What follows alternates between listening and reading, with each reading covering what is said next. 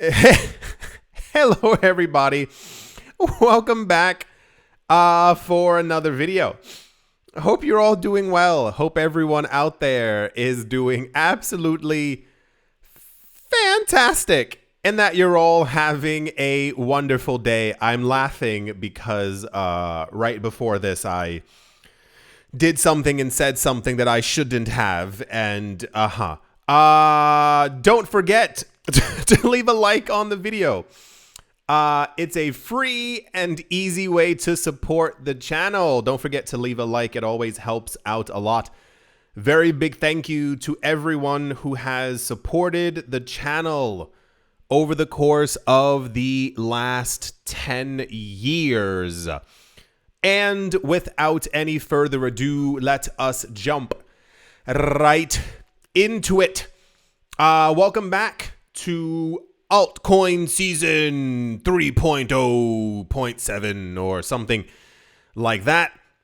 We have been hearing for a number of weeks now, especially since the beginning of August, that September and October were going to lead us into the promised land of digital milk and honey or something like that. Long story short, everyone, every analyst, every larger company, institution has basically all been predicting, announcing, declaring alt season, altcoin season for now. So even when we do see moderate gains within the market, that apparently isn't enough.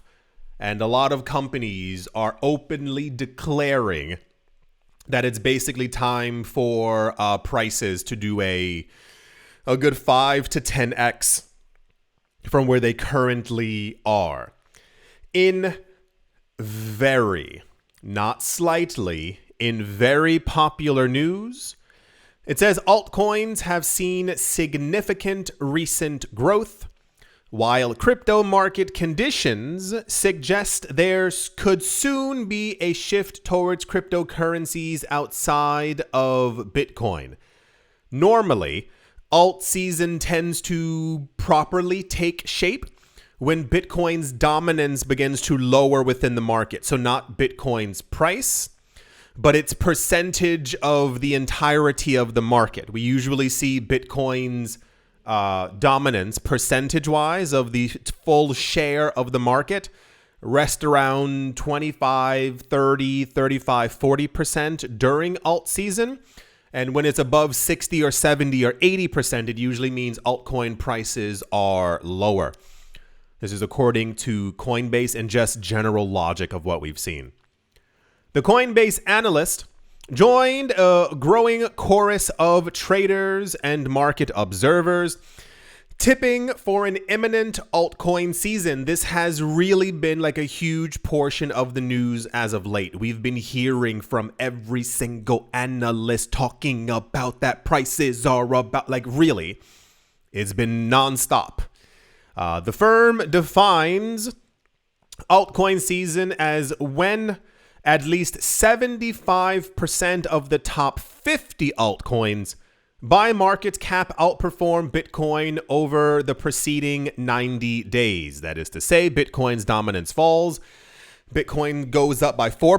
Bitcoin's still rising 4%, but the altcoins raise by 17%, 28%, 113% in a week. I know it sounds crazy, and it's because we had this same conversation many other cycles ago. You can't believe it until you actually see it and you realize just how much money ends up being pumped into multiple different altcoins. The analyst's name is Duong, D-U-O-N-G, added that there was a significant retail capital sitting on the sidelines. In money market funds and Federal Reserve easing could unlock greater retail participation in the medium term. We have, as of yet, not seen the tremendous amount of retail, everyday normal people, as I always say, entering the market. The metrics for how this happens are A, we see prices rising, got it. But B, people look at Google Trends. You can literally see when like the trend line begins to skyrocket and people are Googling, how do I buy Bitcoin? Is Bitcoin a good investment? Should I own XRP? Am I buying Ethereum? How much Ethereum should I? We see this all the time, and we usually get it in crypto news. We are privileged enough to start getting this news, and like we're able, oh, okay, cool. Like people are really interested in the market. We see prices going up, and it kind of creates not a self-fulfilling prophecy, but more of one. If prices of something is, this coin's $1 and it goes up to $1.38, the people who were waiting to get in at $1, they start buying more. But the problem is when it goes to $1.38, the people who should have bought before, they end up buying in. 138 goes to 175. The people who wanted to get in at $1, they see, and it kind of just fuels the market rising by itself, like exponentially. What I'm lightly expecting and looking to see, I wonder how this is going to affect companies within this space. So as I was saying before, we have a lot of companies who have aspirations of, we want 1,000 Bitcoin. We want 21,000 Bitcoin. We want 210,000 Bitcoin. If Bitcoin's price goes to 400,000, they're going to need 4 times as much money to be able to buy those coins. I wonder, like, will this then cause us to get a lot more news about companies being like, we have to buy $14 billion worth of this coin? Like, and that would only, of course, then lead to more pressure, buying pressure on the actual market.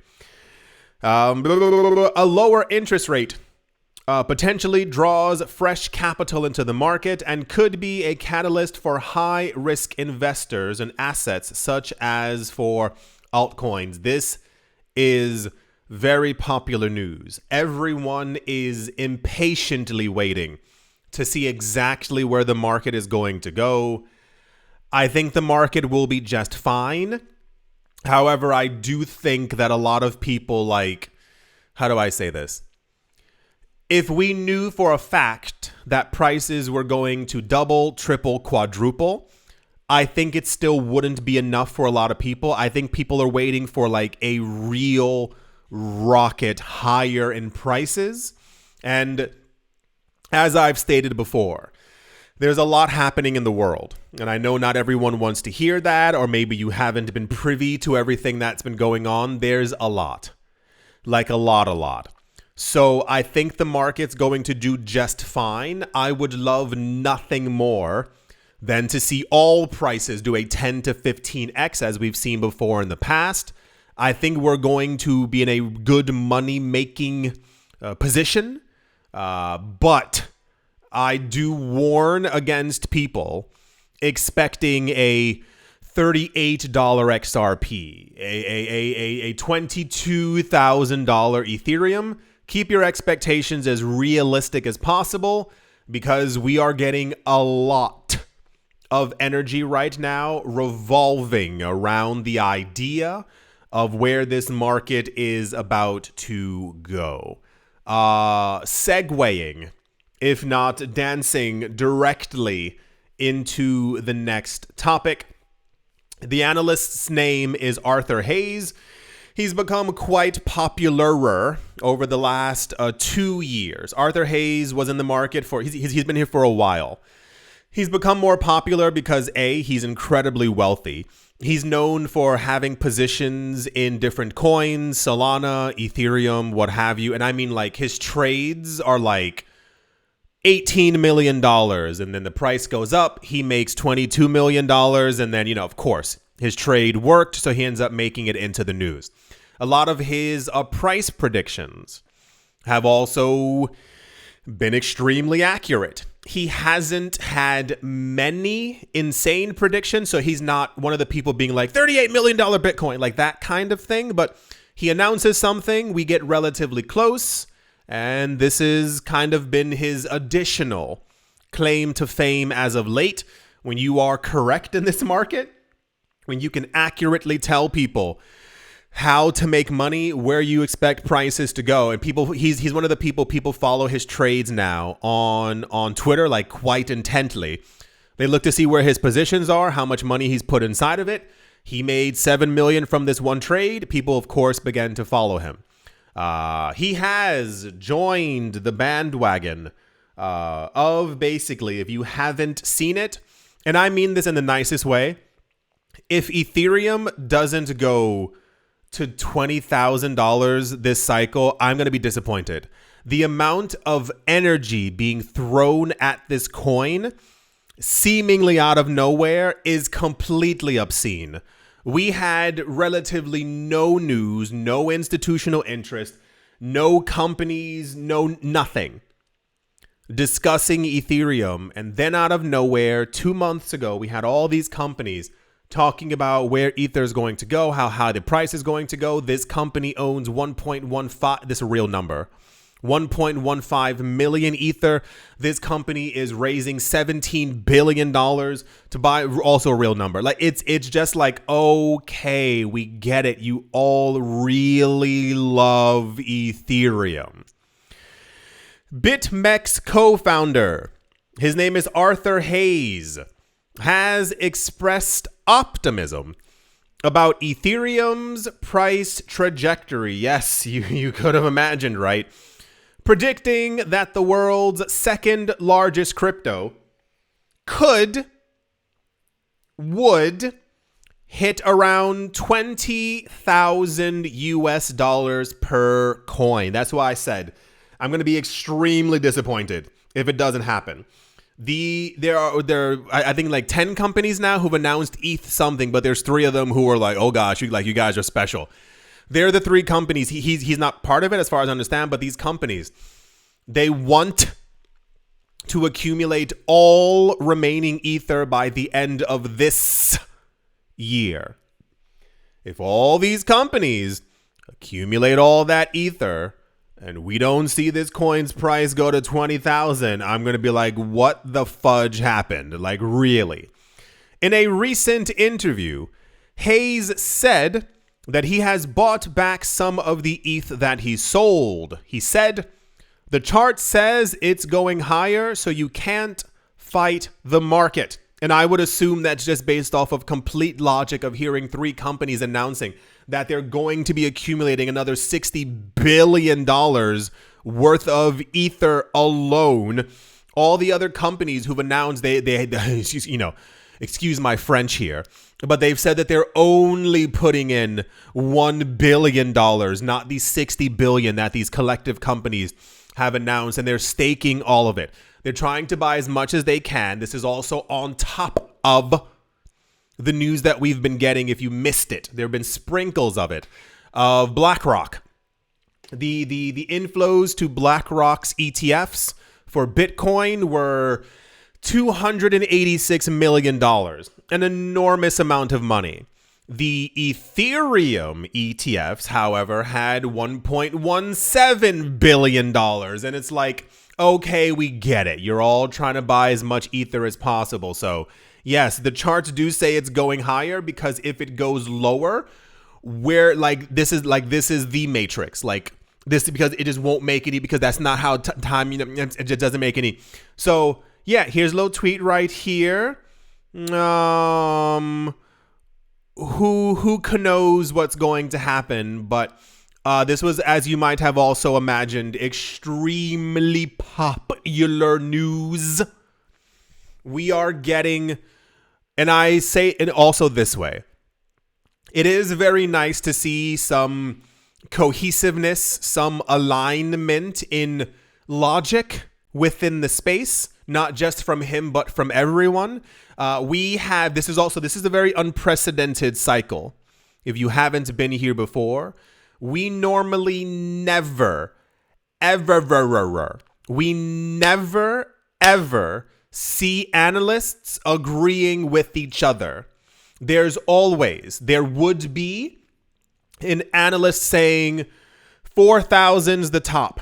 5,800 is as high as it's going to go. 7,000, maybe. 10,000, 12,000, 18,000. It would have been 100 analysts, all with different answers. This cycle, for whatever reason, we are seeing everyone kind of in the exact same box.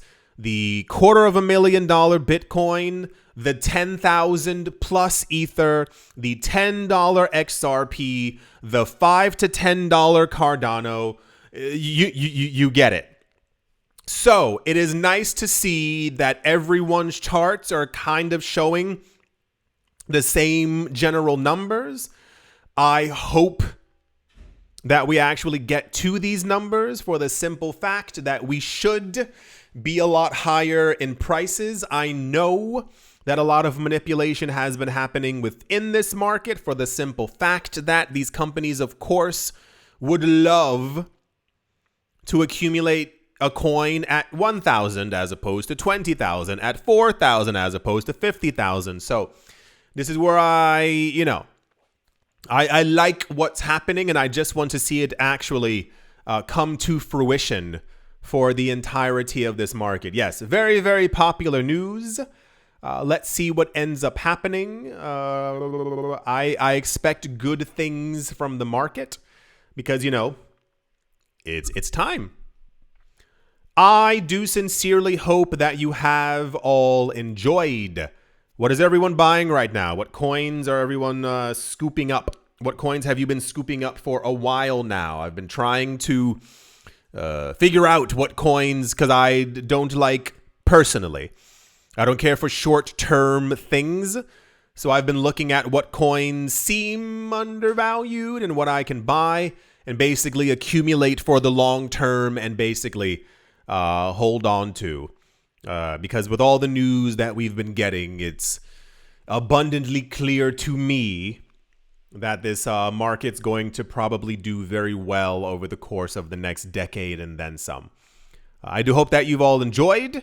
I do hope you all are having a great day, morning, afternoon, evening, wherever you are, wherever you might be. I do hope it's absolutely fantastic. Thank you all once again for watching, listening, liking, commenting, and supporting. And I will most certainly be talking to you all soon. See you.